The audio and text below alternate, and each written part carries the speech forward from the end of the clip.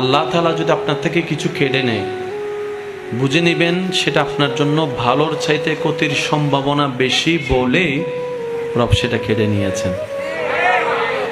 রব দেখছে আমার বান্দা থেকে যদি এটা আমি কেড়ে নিই, সে কষ্ট পাবে 2 বছর, কিন্তু এটা যদি বান্দার কাছে থেকে যায় কষ্ট পাবে আজীবন। এমন মা বাবা কি আছে যে সন্তানের খুশিতে খুশি হতে পারে না? এমন মা বাবা তো নেই।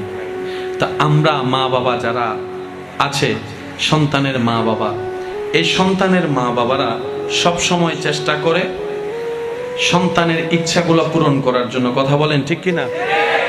সন্তানের ইচ্ছা পূরণ করার চেষ্টা করে, স্বপ্ন পূরণ করার চেষ্টা করে। কিন্তু ক্লাস 4 এর সন্তান যদি বলে বাবা আমাকে একটা আইফোন দাও, দিবে? বলেন না দিবে? সামর্থ্য থাকার পরও দিবে? কেন? মা বাবার জ্ঞান বলছে এটা তার লাভের চাইতে রব্বুল আলামিন তার চাইতে বেশি ভালোবাসে। মা বাবা আমাকে যতটুকু আপনাকে যতটুকু ভালোবাসে।